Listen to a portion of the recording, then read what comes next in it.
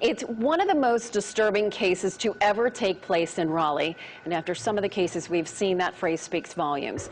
When people ask me what is the most horrendous crime you've ever covered, this one has stood out to me. It's just so inhumane. He asked me if they would eat people, and I told him yes, they're carnivores. I can't understand how he could have done something like this, sir. Laura Ackerson was born in the rural town of Hastings, Michigan, on April 30th, 1984. Her parents, Roger and Brenda, had a contentious relationship and eventually divorced, resulting in a tumultuous upbringing for their children. In 1996, Laura and her mother moved to Iowa, where, without a good role model and steady support system, she grew up naive and unsure of herself. Soon, Laura became estranged from her family and only remained in contact with her older brother Jason and father Roger. After high school, she sought a better life and moved to Raleigh, North Carolina. Armed with a pleasing look and personality, she got a job at a restaurant and was well liked by customers and co-workers. Among them was Heidi Schumacher, who became her best friend. Laura deftly balanced working while taking online classes until she got an art degree in 2005. She then slowly built her confidence, aiming for a career in graphic design and marketing. She was set for a bright future until she met Grant Hayes III in March 2007. The 27-year-old aspiring musician easily charmed the bright-eyed woman with his confidence. Laura was completely won over and revealed to her friend a month later that she and Grant were married and were living together in Kinston. The news shocked Heidi, especially after she met the man and observed that he was arrogant. Unfortunately, her friend's assessment of Grant was proven correct not long after, as he openly cheated on Laura while she was pregnant. It also became evident to Laura that her husband regularly consumed suspicious substances and did not earn enough from his music. While pregnant, she worked to support both of them and used her marketing skills to promote Grant and book him gigs. Stuck in a bad relationship, Laura found comfort and support in Heidi and her brother, who lived nearby. They often visited and talked to her until Grant ordered his wife to cut ties with them. The man's controlling behavior concerned Heidi. This was further heightened when she found her friend crying one night with a bloodied nose and swollen eye after an altercation with her husband. He was furious that Laura had continued talking to Heidi and her brother behind his back. He begged her friend to report the violent man to the police, but Laura refused, confident that they could still fix their relationship for the sake of their unborn child. Unfortunately, things did not improve even with the birth of Grant Hayes IV in May 2008. Instead, the new father's eccentricities became even more apparent, fueled by his continued substance use and obscene lifestyle. Grant would often bring groupies to their home and have parties until late at night. He also had strange worldviews, which involved repopulating the world by having 50 children, along with government and alien conspiracies. Laura also began to fear for her safety after he threatened to harm her and Heidi when he tracked them to a coffee shop where they had secretly been meeting. As the months passed, it became clearer to the new mother that she had to leave Grant. The opportunity finally came when he relocated to the Virgin Islands in March 2009, leaving Laura and their child to pursue a music career in the Caribbean. She considered moving to Michigan to live with her father, but this was halted when she discovered that she was once again pregnant. With no choice, Laura followed Grant to the Virgin Islands, determined to give her children the family that she never had. Then, in August 2009, their second child, Gentle Rain, was born 2 months premature. Because of this, he suffered from medical issues and required surgery, which prompted Laura to return to Kinston. She stayed at a rental property and cleaned the nearby daycare center to earn money. Unable to rely financially on her lazy partner, she started her own business, Go Fish Graphic Designs. Meanwhile, Grant, whose career remained floundering, met the perfect woman for him, a rich widow named Amanda Smith. She moved to the Caribbean with her daughter Shaw after her third husband died in an accident, leaving her with a sizable amount from his estate. She was once an actress who had small roles in The Sopranos and The Stepford Wives, but now owned an art store on the island. Grant and Amanda soon began a relationship. In January 2010, they moved to New York, where Amanda kept an apartment. To Laura's shock and dismay, Grant and Amanda were married in April 2010. This was made possible since Laura's marriage to him was apparently not official, because Grant never signed the certificate. This hurt Laura, but by then, all she cared about was her children. However, Grant had plans of his own. After relocating to Raleigh, he asked for an ex parte hearing with a judge to request custody of his children on the grounds that Laura was unfit to be a mother. He also accused the woman of soliciting intimate favors on Craigslist in exchange for a place to stay. The judge granted Grant's request, completely devastating Laura, who had been struggling to make ends meet, while her ex-partner appeared stable due to his new marriage. However, she refused to give up without a fight.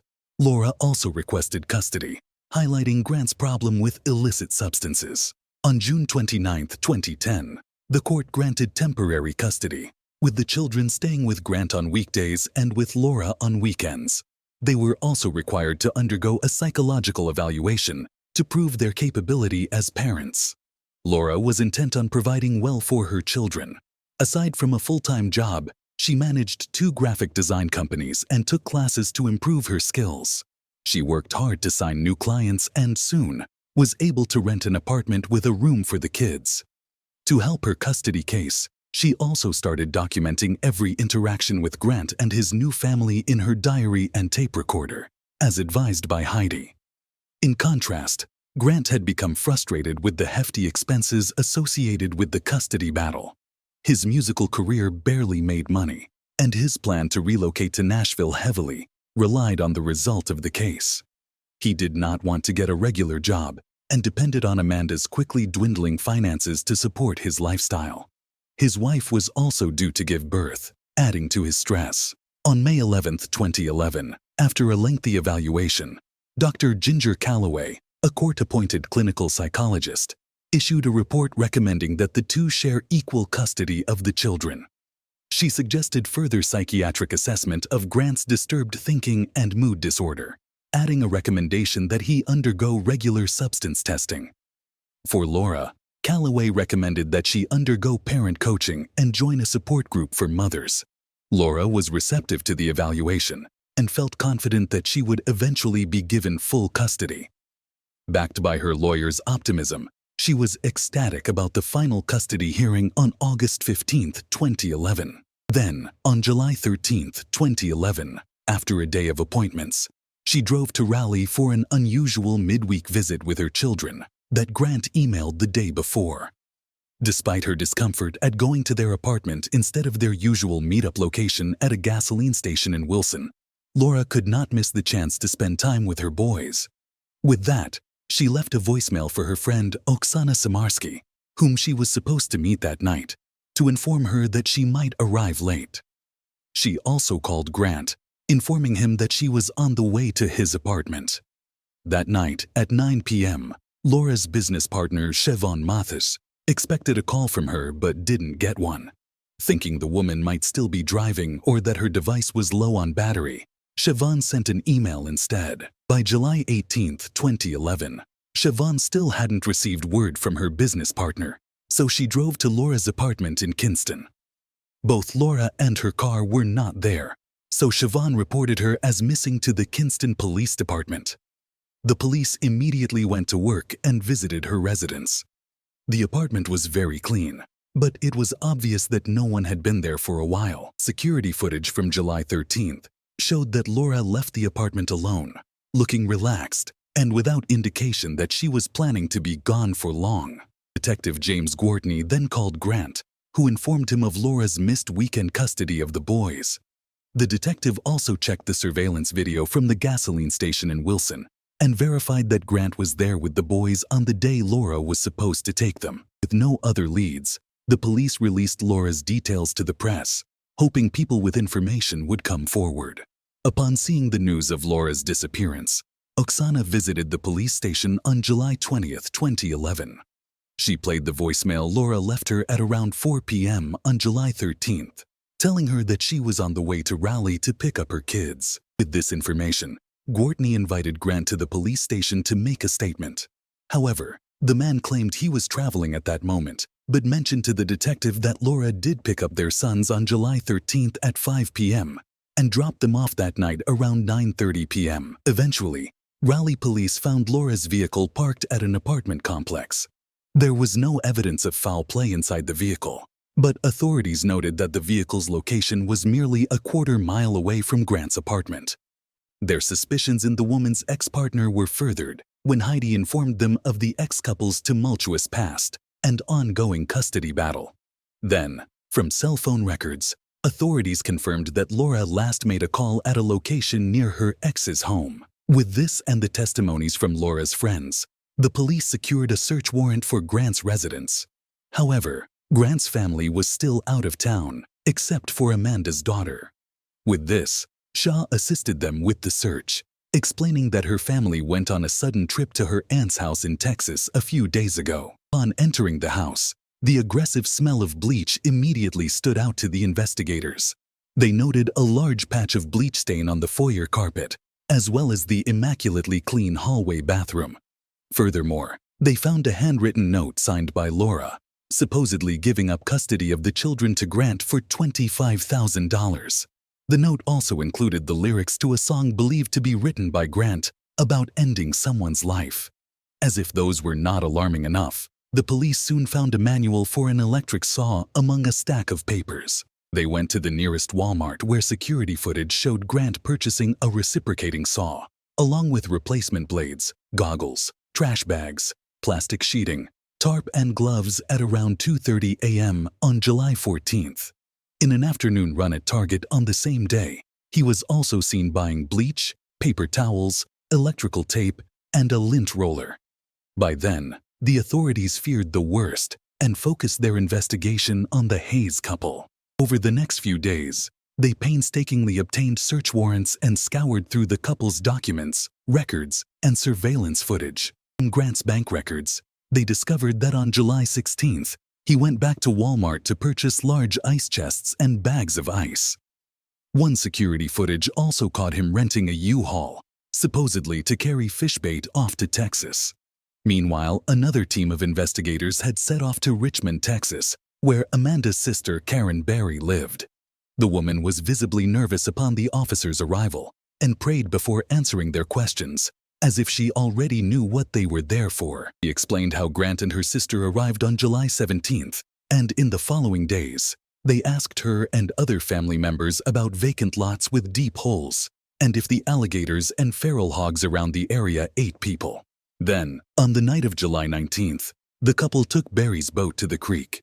When authorities asked if she believed Laura was on her property, the woman's response prompted the investigators to call for a dive team to search the creek.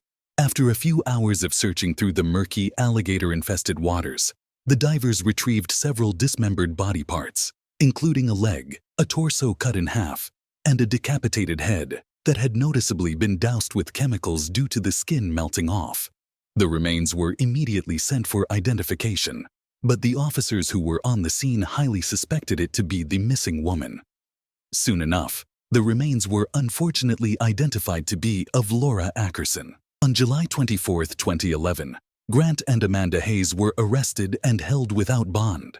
They were both charged with first-degree murder, to which they both pleaded not guilty. After several discussions, the judge decided to try them separately after their defenses appeared adversarial to each other. On April 26, 2013, during Grant's trial, prosecutors presented to the jury how the bitter custody battle between the ex-couple resulted in Laura going missing and ending up in pieces in a creek thousands of miles away from Raleigh. Dr. Calloway, who made the former couple's psychological evaluation for their custody battle, presented her previous assessment of Grant's character and mental state. She also expressed concern about statements made by Grant and Amanda during her evaluation. It is obvious they did not want Laura included in the children's lives. This is very concerning because in essence, they want to obliterate her. According to prosecutors, with the psychologist's unfavorable evaluation, and his imminent financial ruin, Grant feared that he would lose custody of his sons. So, he emailed Laura and lured her to his house, knowing that only her children could make her come to his place. Once there, prosecutors believed an argument took place after the man offered his ex $25,000 in exchange for their children. Though it was difficult to determine the exact cause of death due to the body's state when it was found, forensic pathologists were certain that Laura died from a homicidal act, likely from several stab wounds in the neck. From there, the couple immediately acted to cover up the crime, as shown by the Walmart video, where Grant purchased a saw among other items. Laura Ackerson's story became a sobering reminder of the potential dangers that can arise from bitter custody disputes and the importance of taking mental health concerns seriously. Advocacy groups for domestic violence victims used her case to highlight the need for better protective measures for those involved in high-conflict separations. The case also sparked discussions about the role of the legal system in preventing such tragedies, with some arguing that more should have been done to assess the risk factors present in Grant's behavior during the custody proceedings. In the end, Laura Ackerson's legacy was one of love and perseverance. Despite the challenges she faced, she remained committed to her children and fought to provide them with a better life. Her friends and family continue to honor her memory, not only by remembering the vibrant and loving person she was, but also by advocating for changes that could prevent similar tragedies from occurring in the future. Her story serves as a poignant reminder of the importance of vigilance, support, and intervention in situations where domestic disputes escalate, and it underscores the need for a justice system that can effectively protect those who are most vulnerable. Thank you for joining us as we explored the tragic and haunting case of Laura Ackerson. Her story is a powerful reminder of the profound impact that custody disputes and mental health issues can have on individuals and families. We hope that by sharing her story, we can contribute to a greater awareness of these critical issues and inspire positive change. If you found this episode insightful, please consider subscribing to our channel for more true crime documentaries and in-depth analyses of significant cases. Your support helps us continue to bring these important stories to light. Until next time, stay safe and take care.